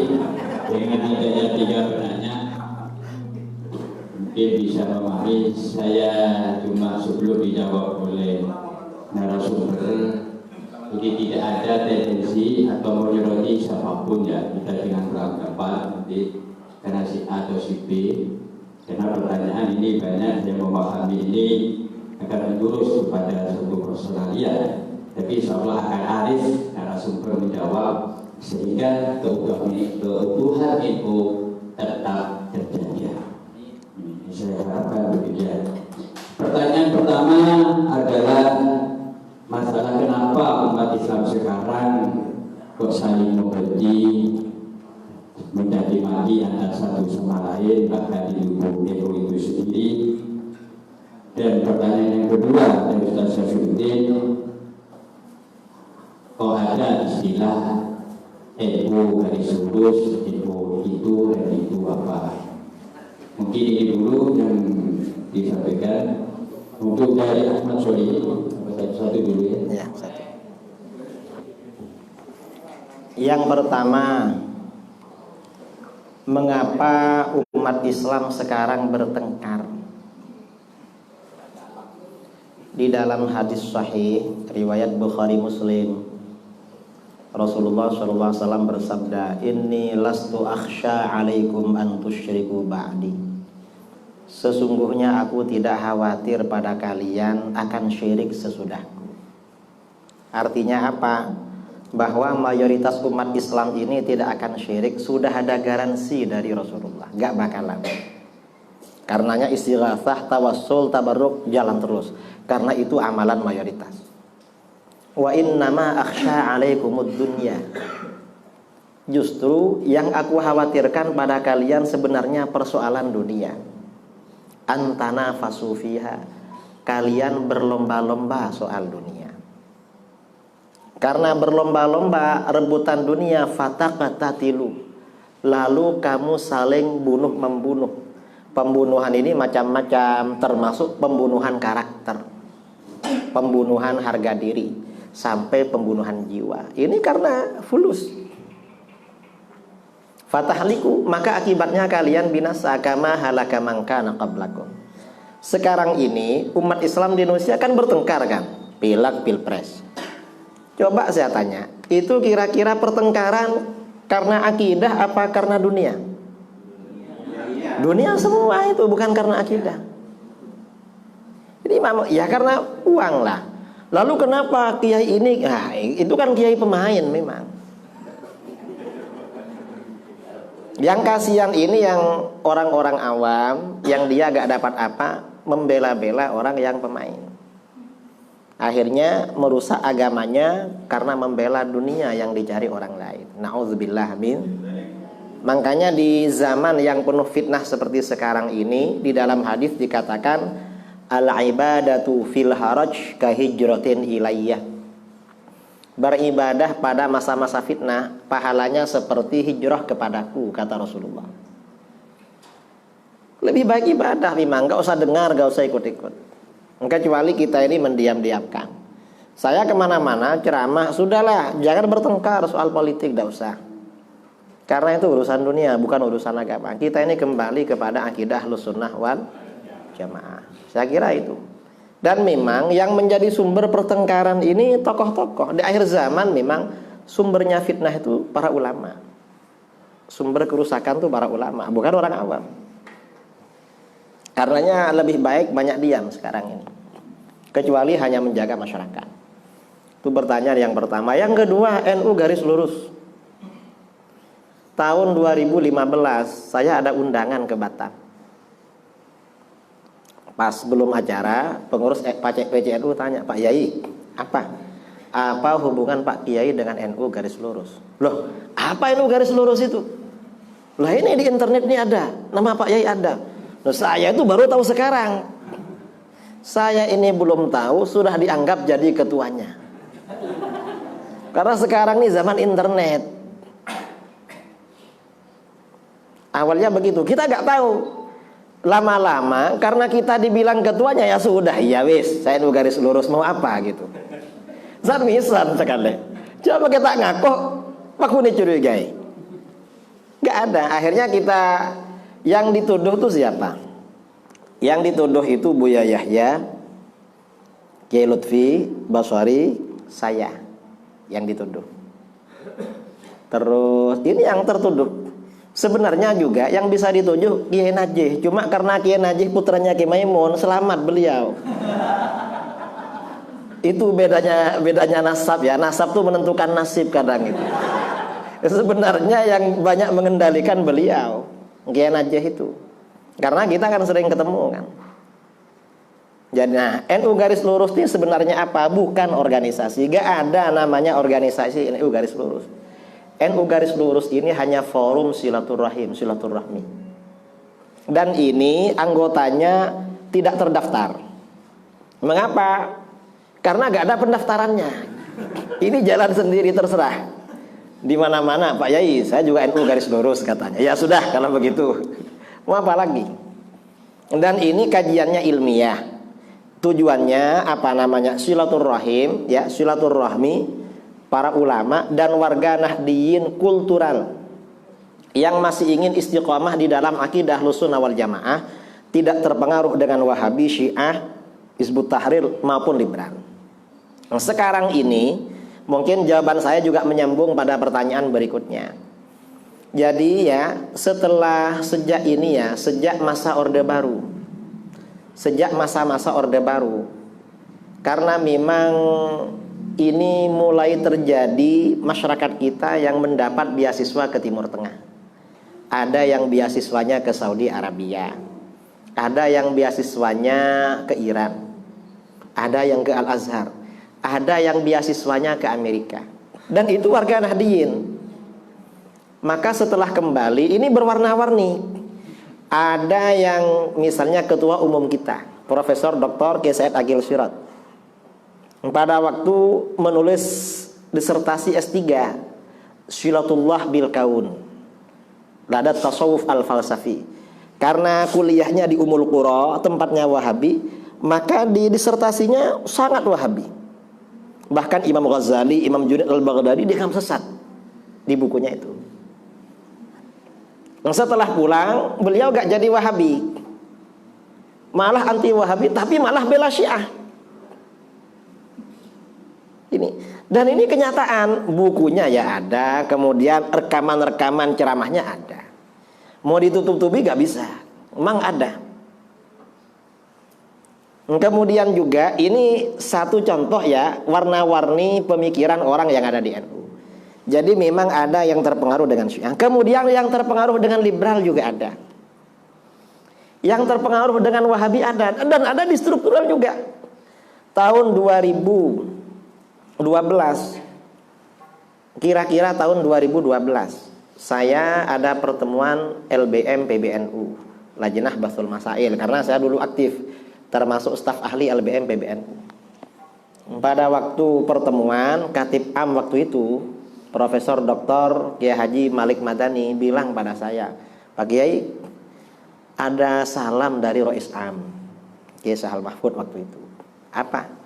Kalau nulis buku Aswaja agar diberi kata pengantar salah seorang Rois Syuriah, Profesor Dr. Kiai Haji Fulan, gak saya sebutkan karena sudah wafat.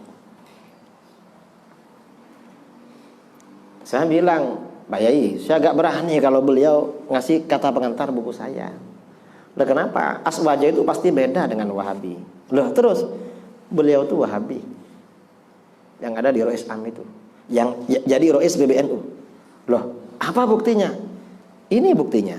Buku-buku Wahabi terbitan Saudi yang dibagi-bagi gratis ke jamaah haji, salah satu yang menerjemahkan beliau ini. Artinya apa? Tokoh Wahabi masuk ke PBNU.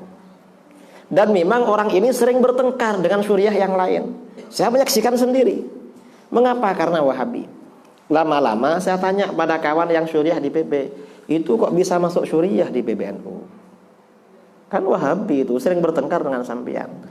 Dia bilang, Pak Yai, saya sudah tanya sama Pak Ketua Umum Kiai Said Akil, itu katanya titipan dari penguasa waktu itu. Artinya ini sudah banyak yang bermain di NU. Susah memang.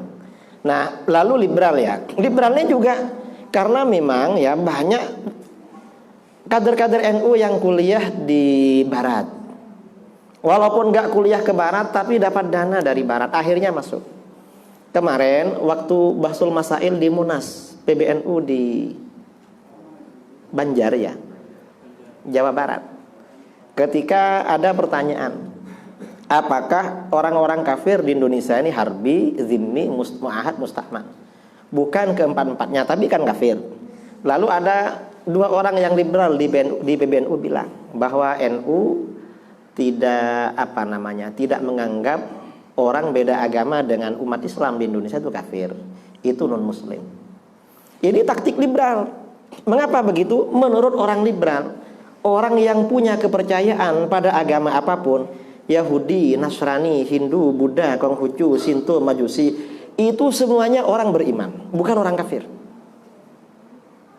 Mereka dianggap umat beriman, bukan orang kafir. Karenanya mereka hanya non muslim. Sebenarnya beriman cuma non muslim. Dan ini ditulis oleh salah seorang pembesar di PBNU di buku yang pernah diterbitkan secara resmi oleh PBNU tahun 2012. Padahal tidak mengkafirkan orang di luar Islam itu hukumnya murtad. Di dalam kitab-kitab fikih, wa naqta'u bi kufri man lam yukaffir man dana bi ghairi Islam kal yahud wan nasara aw syakka fihi aw tawaqqafa fihi. Dan kami memastikan kekafiran orang yang tidak mengkafirkan orang-orang penganut agama selain Islam, seperti Yahudi, Nasara dan lain-lain, atau meragukan kekafiran mereka, atau tawakuf, vakum, kafir apa enggak ya, enggak bersikap. Ini sudah ada juga di PBNU. Kita ini memang Wahabi sesat, Syiah sesat. Di NU sudah mulai muncul pikiran-pikiran seperti itu. Dari sini akhirnya ya, kiai-kiai, ustadz-ustadz, warga Nahdien, bukan cuma kiai, warga Nahdien yang masih yang masih mungkin oleh Allah dijaga, gak mau sama pikiran-pikiran itu. Saya ini kalau ngisi di Jawa Barat, ngisi di Jakarta, ngisi di Sumatera, yang ditanya apa, Pak Kiai, kenapa di NU ada orang berpendapat begitu? Menyebut nama, Pak Kiai, orang itu fulan itu ya apa, sesat apa enggak? Kok bilang begini? Nyebut nama, karena mereka tahu informasi. Untungnya kita ada di Pasuruan, memang tiap pagi ke sawah, kadang ke mana, entah antar ke Sabah, entar ke Tasik, tak kan mikir, tak tahu seperti itu. Dan ini informasinya jelas masalah seperti ini. Ini sudah di mana-mana. Makanya saya kira penting ya judul topik mengawal NU dalam perspektif akidah, sosial, budaya dan ini sangat penting, terutama akidah NU. Memang yang baik warga NU gak tahu akidahnya orang atas, terutama yang gak benar. Cukup tahu akidahnya Kiai Hasyim Asy'ari, itu saja. Karena di atas yang nggak benar ini banyak. Yang ada di struktural itu nggak ada. Saya kira kita sudah tahu ya, pondok di Sidogiri kan menerbitkan buku Sidogiri menolak pemikiran fulan. Baca di situ. Dan itu buku itu terbitan PBNU, bukan terbitan Wahabi, bukan terbitan NU juga yang menerbitkan. Nah ini mengapa? Ini proyek semuanya. Makanya di dalam hadis dikatakan badiru bil a'mali fitanan ka qita'il lailil muzlim. Segeralah kalian melakukan amal-amal baik agar tidak kedahuluan fitnah-fitnah, sesuatu yang merusak. Ka qita'il lailil muzlim. Fitnah-fitnah ini seperti potongan-potongan malam yang gelap. Katanya salah, tapi kok kiai yang bilang. Katanya agak benar, tapi kok orang NU. Katanya agak benar, tapi kok Habib. Katanya agak benar, tapi kok Ustaz. Yumsir rajulu mu'minan wa yusbihu kafiran. Sore-sore masih mukmin, paginya sudah kafir. Yang disampaikan enggak sesuai dengan Islam, malah ajaran kafir. Wa yusbihu mu'minan wa yumsi kafiran. Pagi-pagi masih mukmin, sore sudah kafir. Mengapa? Dalam bagian akhir hadis ini terangkan yabi'ur rajulu dinahu bi'aradin minad dunya. Seseorang menjual agamanya, menjual, menukar atau menjual agamanya dengan arad, dengan benda dari dunia. Artinya apa?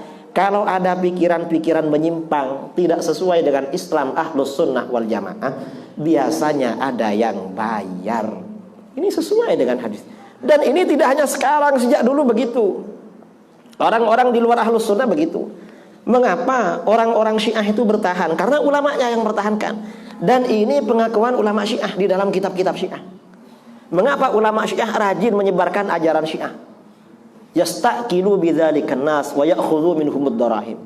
Agar dapat makan dari orang-orang Syiah dan dapat uang. Lalu orang-orang Mujassimah yang akidahnya seperti Wahabi, mengapa bertahan?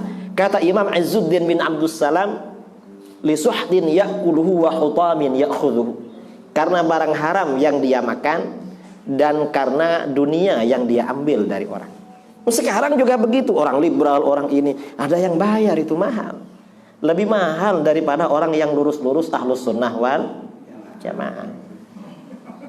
Ahlus sunnah ini gak ada bayarannya. Kalau ini ya orang-orang Wahabi bikin pengajian, itu jamaah ada amplop. Kita bikin pengajian, coba ini ada full 500 ini, malah bayar ini. Tapi alhamdulillah datang. Kalau mereka ini ya santai, bid'ah syirik, fulus di belakang itu ada fulus. Bid'ah syirik itu fulus. Dan pakai dolar itu, $1.500. Ustadz Salafi itu ya katanya. Ada mantan Ustadz Salafi bilang pada saya, Kiai tahu berapa gaji Ustadz Salafi? 1.500. Kok tahu? Saya mantan, kata. Nah, cerita ke saya, ya mungkin tidak semuanya, tapi mereka ngaku ada daftarannya. $1.500 itu berapa? $1 15.000. Kalau 1.000 15 juta. Kalau yang 500 separuhnya 7,5 juta, 22.500.000. Kaper syirik, kaper 20 juta. Abi ini Pak Cokok. Karena Ustaz Ghazali ini wallahu a'lam. Terima kasih atas jawaban tadi. Saya kira itu sudah mencakup 3 pertanyaan, ya. Baik yang mengenai kenapa kok umat Islam sekarang ditandai memiliki terhadap bangsa Arab sudah terjawab. Berarti kita cuma terus terang untuk kebutuhan NU sendiri, berarti di NWT peka terhadap permasalahan yang ada di pusat Nikoga. Jadi kepekaan inilah juga dapat dipertanyakan pada kesempatan siang hari ini. Untuk itu dari jawaban-jawaban tadi kita ambil hikmahnya, tetap kita menjaga keutuhan NU itu sendiri. Jadi kita ambil hikmahnya dengan keberadaan pemaparan dari Haji Idrus Romli ini. Bukan berarti kita harus membenci kepada seseorang.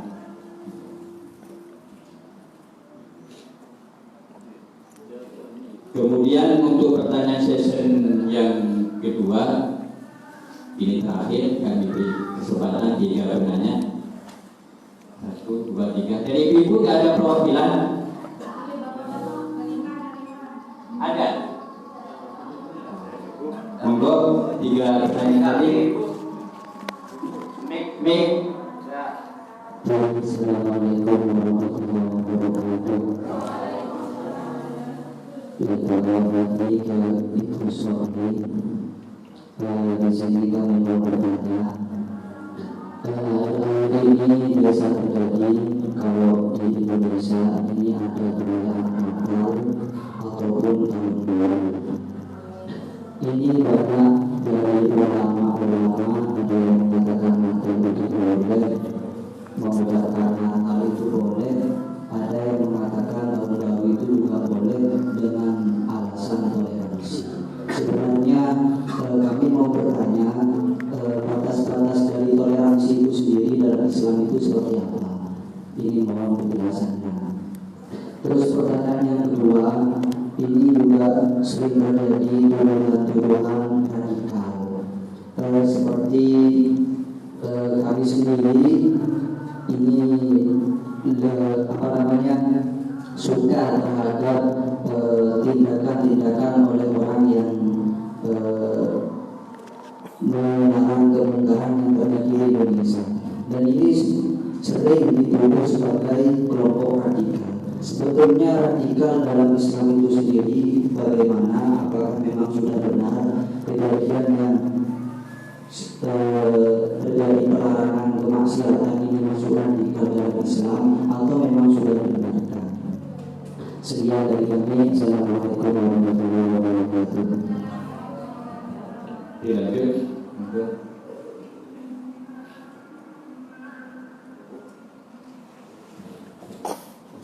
Assalamualaikum warahmatullahi wabarakatuh.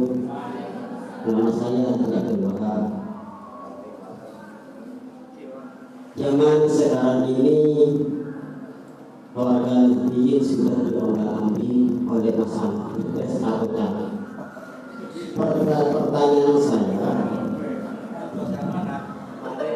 apa hubungannya memilih seorang pemimpin dan agama sehingga ada kata-kata muncul kalau salah pilih akan diminta pertanggungjawaban di hadapan Allah. Pertanyaan saya, apa hubungannya di antara memilih seorang pemimpin dan agama? Sekian. Assalamualaikum warahmatullahi wabarakatuh. Terima kasih. Nama saya Ahmad Sabi'i dari Tabaleko. Pertanyaan saya sebagai dari warna-warni yang ada di NU. Kami ini biru. Mau ikut NU yang mana? Siapa yang harus kami ikuti? Kalau dulu kami jelas kami ikut Bahasin. Sekarang Bahasin tidak ada. Ada dulu sendiri.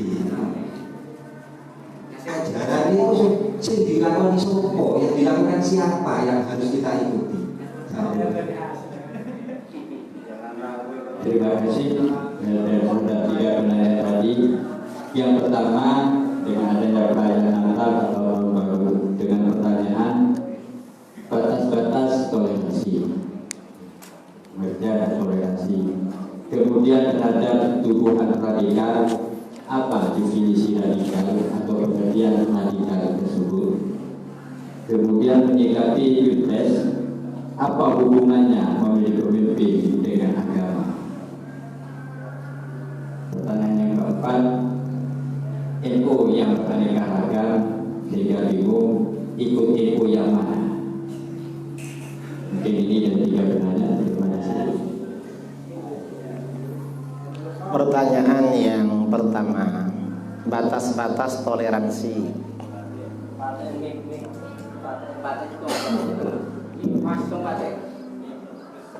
Yang pertama, jadi begini, bergaul dengan orang beda agama atau beda akidah, itu kalau hanya sebatas zahir itu hukumnya makruh alias boleh. Bersahabatlah, misalnya menyapa, berbuat baik itu boleh. Kalau bergaul secara batin, bersahabat secara batin itu gak boleh. Secara batin artinya apa? Kalau dia sedih, kita ikut sedih, susah ikut susah. Dia tahu rahasia kita, kita tahu rahasianya, ini haram. Hah? Nah, mati sehidup semati itu gak boleh. Kalau beda agama atau beda aliran, jadi gak boleh itu. Itu masalah pergaulan. Lalu yang kedua, mengucapkan selamat hari raya pada agama lain, itu hukumnya bagaimana?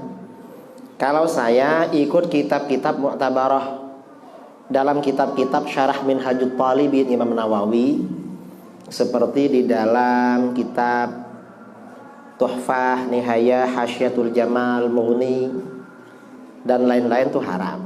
Yang membolehkan ulama modern. Nah, jadi hukum asalnya haram. Kecuali kalau terpaksa. Mungkin kalau terpaksa ikut yang boleh. Misalnya karena dia kerja atau tinggal di daerah banyak orang kafir. Kalau tidak mengucapkan begitu nanti kita dipecat, di PHK atau apa, mungkin itu boleh. Itu termasuk batas-batas toleransi. Kalau pendapat yang muktamad itu tidak boleh, haram hukumnya. Kemudian juga masalah batas toleransi. Orang di luar Islam itu kan kafir kan. Kalau tidak dikatakan kafir kan nggak boleh karena emang kafir. Cuma dalam pergaulan sehari-hari kita tidak dianjurkan memanggil kawan kita yang kafir, atau orang kafir membeli di toko kita, atau kita beli ke tokonya orang kafir lalu kita bilang, Pak kafir, ini berapa harganya? Gak dianjurkan. Mengapa? Karena umat Islam ini perlu menanamkan simpati pada pengikut agama lain, agar mereka simpati dan tertarik ikut agama kita. Tamfir, menanamkan antipati dari agama lain pada agama kita, itu gak boleh. Di dalam hadis, basyiru wa la tunaffiru, yassiru wa la tu'assiru. Sampaikan kabar gembira, jangan sampaikan sesuatu yang membuat mereka lari, antipati pada agama. Memang seperti itu. Ini batas-batas toleransi. Lalu pertanyaan yang dari penanya kedua, Pengertian radikal. Radikal itu melampaui batas. Itu namanya radikal. Nah, yang dimaksud radikal di dalam akidah di luar Ahlus Sunnah itu radikal semua. Syiah, Wahabi itu radikal. Itu radikal kanan. Ada yang radikal kiri. Radikal kiri itu liberal, karena terlalu bebas. Ahlus Sunnah itu jalan tengah, lurus. Itu yang dimaksud jalan tengah seperti itu. Lalu pilpres atau pilek, kita pilih yang bagaimana? Katanya ada pertanggungjawaban. Ya betul. Memilih pemimpin itu harus yang baik, ya, yang muslim, caleg yang baik, yang amanah, yang muslim. Dan memilih bukan karena fulus, karena kalau memilih karena fulus termasuk riswah sogok, hukumnya haram. Secara hukum begitu. Itu memilih. Karena kita ini Islam, maka kita pemilih pemimpin yang kira-kira membawa maslahah bagi umat Islam. Yang kedua, karena kita ini Ahlus Sunnah wal Jamaah, kira-kira bawa maslahah kepada Islam Ahlus Sunnah wal Jamaah, bukan kepada kafir. Karena kita ini bangsa Indonesia, kira-kira pemimpin yang membawa maslahah kepada bangsa Indonesia, bukan kepada bangsa asing, tetapi kepada bangsa sendiri. Ya kuncinya itulah. Itu yang mana? Ya cari sendiri. Tidak bisa menjelaskan ya. Apa? Tidak bisa dijelaskan. Saya kira masalah kepemimpinan nggak perlu ada kita ini bertengkar, nggak perlu. Mengapa? Umat Islam ini oleh Allah akan diberikan pemimpin yang soleh, kedaulatan politik, kekuatan politik. Itu kuncinya ada dua. Yang pertama adalah iman, artinya akidah Ahlus Sunnah wal Jamaah. Yang kedua soleh-soleh. Jadi kuncinya dua. Ini sama orang-orang Jakarta isyarat 02 katanya. Padahal tidak ada nolnya. Cuma orang tuh kalau seneng kan dihubung-hubungkan. Memang kuncinya seperti itu. Di dalam Al-Quran, wa'adallahu alladhina amanu minkum wa amilus shalihat la yastakhlifannahum fil ard. Allah menjanjikan orang-orang yang beriman di antara kamu dan beramal soleh. Allah benar-benar akan menjadikan mereka penguasa di muka bumi. Artinya apa? Islam itu kalau ingin punya kedaulatan politik, kuncinya yang pertama iman, yang kedua amal soleh. Iman itu artinya akidah sesuai dengan Ahlus Sunnah wal Jamaah itu. Ketika Ahlus Sunnah ini kuat, umat Islam ini biasanya berkuasa. Ketika akidah-akidah lain ini kuat, sekarang yang kuat Wahabi sama Syiah, umat Islam ini kalah sekarang. Karena akidah. Karenanya kalau umat Islam ini kuat, siapapun yang jadi pemimpin akan soleh. Kalau umat Islam ini baik. Tapi kalau umat Islam ini nggak baik, siapapun yang dipilih nakal. Ini bukan tergantung personalianya, bukan. Tergantung umat. Makanya di dalam kitab-kitab fikih dikatakan a'malukum ummalukum. Amal perbuatan kamu adalah yang menentukan pemimpin atau pejabat negara kamu. Artinya kalau amal perbuatan kamu baik, pemimpin kamu juga baik. Kalau kamu nakal, pemimpinnya juga nakal. Itu kaidah. Di dalam hadis Rasulullah SAW bersabda, kama takununa yuwalla alaikum. Sebagaimana keadaan kamu, Allah mengangkat pemimpin bagi kamu. Artinya kata para ulama, kalau kamu jadi orang bertakwa, Allah akan mengangkat pemimpin yang bertakwa dan menyayangi kamu. Tapi kalau kamu banyak maksiat, zalim, Allah akan mengangkat pemimpin yang zalim, yang maksiat, yang tidak sayang pada kamu. Itu jadi artinya apa? Pemimpin itu miniatur, gambaran kecil daripada kondisi rakyat. Rakyatnya soleh, imamnya soleh. Rakyatnya agak nakal juga imamnya itu. Makanya ini gak perlu dipersoalkan. Mau pilih siapa, semuanya tergantung kita kok. Ini sudah Ini sudah kunci di dalam hukum alam, keseimbangan seperti itu. Makanya ketika Sayyidina Ali menjadi khalifah, ditanya oleh rakyatnya, Amirul Mukminin, dulu waktu menjadi khalifah Abu Bakar dan Umar, kita ini tenang, nggak ada perang saudara. Setelah sambian Sayyidina Ali jadi Amirul Mukminin, kita ini gaduh terus perang saudara. Kata Sayyidina Ali, rakyatnya Abu Bakar dan Umar dulu seperti saya. Rakyat saya ini kamu, katanya. Jangan nyalahkan saya, kamu sebenarnya itu. Kita ini ingin punya pemimpin yang soleh seperti Sayyidina Umar. Kita ini siapa? Jadi perlu kita ini aja umat Islam kembali kepada akidah Ahlus Sunnah. Nggak usah mikir itu. Yang penting orang itu aswaja, tahlilan lancar, kemudian juga ya Islami. Nanti kita dapat pemimpin yang baik, itu aja kuncinya. Itu pertanyaan ketiga terakhir apa? Ya, ikut NU yang mana? Ikut NU yang mana? Loh, NU itu kan hanya organisasi. NU lekok lah atau Pasuruan. NU lekok ini saya kira masih lurus itu. Kalau mengundang saya berarti garis lurus itu. Jadi itu ya, kurang lebihnya sudah selesai Ustaz ya. Saya mau Jadi cukup ya, mudah-mudahan bermanfaat lah. Dan paling nanti pertanyaannya nyerempet nanti. Pada garis demarkasi itu kurang bagus. Kita kita tahu dan sunnah mengikuti salah satu mazhab yang empat. Kemudian secara umum di Saudi itu adalah Wahabi, begitu ya. Kemudian Wahabi yang di Saudi itu katanya tapi suka mengikuti mazhab Hambali. Nah pertanyaannya orang awam kalau haji itu pertanyaan kayak kita. Ya aku dalam urut atau enggak? Begitu itu kan beda. Sementara di sana ada yang tidak membaca Bismillah. Syafi'iyah menyatakan kalau Bismillah termasuk salah satu Fatihah, ayat Fatihah. Kalau tidak pakai Bismillah kan kurang Fatihahnya. Kalau pemahaman kita kepada Fatihah sah Fatihahnya. Nah ini karena menyangkut masalah kurang banyak akan dipertanyakan ketika sudah pulang melaksanakan umrah atau haji, ini perlu kita sikapi.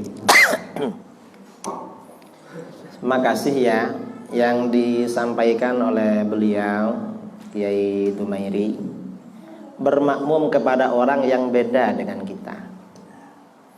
Kalau bermakmum dengan orang yang beda mazhab itu khilaf. Ada yang mengatakan sah, ada yang mengatakan tidak sah. Itu kalau mereka meninggalkan bacaan yang rukun menurut kita, seperti gak baca Bismillahirrahmanirrahim. Ulama kita mengatakan sah, ada yang mengatakan tidak sah. Kalau bermakmum kepada orang yang beda akidah, hukumnya makruh. Misalnya di masjid ini imamnya Ahlus Sunnah, di masjid sana imamnya Wahabi. Kita berjamaah di sana makruh, harus ke sini. Kalau gak ada lagi imam kecuali Wahabi, gimana Pak Ustadz? Yang ada imam Wahabi, di sana Wahabi juga, maka bagaimana? Sebagian ulama Syafi'iyah berpendapat kalau begitu lebih baik sholat sendiri. Ada juga yang ini khilaf ya di kalangan Syafi'iyah dalam kitab Asnal Muthalib, dalam kitab Tuhfah, dalam kitab-kitab fikih khilaf memang. Ada yang mengatakan daripada sendirian masih lebih baik berjamaah walaupun makruh. Ini khilaf memang. Ya mungkin kira-kira ya lihat kondisional lah. Kira-kira walaupun makruh kita masih mampu menahan dada, nggak emosi, bisa khusyuk, gak apa-apa bermakmum, ikut yang makruh tapi bermakmum. Tapi kalau kita gak tahan, hati gerundel, jangan bermakmum. Kalau begitu mungkin imamnya salah Wahabi ki futuh.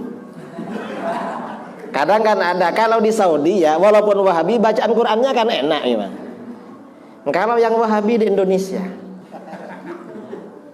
jadi Salah Wahabi ki keliru bacaan nah. Ada mertada se tak anu sekali lah. Lasal bud. Ya mungkin kalau ini sebaiknya agak berjamaah. Saya pernah dulu pulang dari Jawa Tengah naik bis sampai di Bungurase sholat subuh. Begitu sholat subuh imamnya nggak baca usolli, nggak baca basmalah, nggak kunut. Pareng belis ate itu. Wahabi dia. Ingat mangkanan nang pondok kitab makro nambah. Cek pas beli sama beni pas khusyuk. Lupa pada Allah, malah ingat ke imam saya tak genai. Makanya makruh. Saya kira itu jawaban dari saya ya. Kurang lebihnya mohon maaf yang sebesar-besarnya. Termasuk atas keterlambatan tadi. Sebenarnya mau meluncur subuh tadi. Cuma tadi malam habis pengajian Isra Mi'raj sama orang dikasih kopi. Pas tak ngitetedung sampai kol telok. Nduk rem kol telok, leku intara keleko.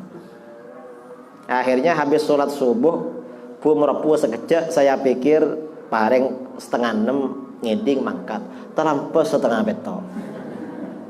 Akhirnya rute buruh berangkat ke sini pas telat itu. Jadi minta maaf semuanya. Dan kalau ada hal-hal yang menyinggung, kurang berkenan juga minta maaf. Dan ini ada hadiah dari saya untuk MWC NU Lekok.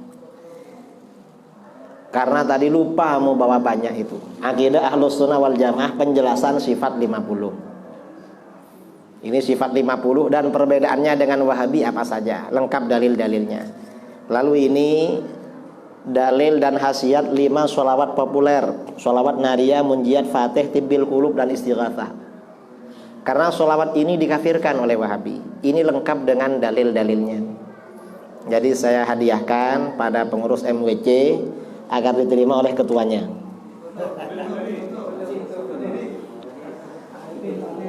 Saya serahkan kepada ketuanya untuk di ini ya.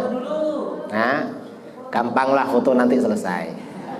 Dan untuk yang lain kalau ingin buku ini bisa didapatkan gratis tapi ke rumah saya. Insyaallah saya kasih gratis. Jangan lupa oleh-olehnya. Mohon maaf. Assalamualaikum warahmatullahi wabarakatuh.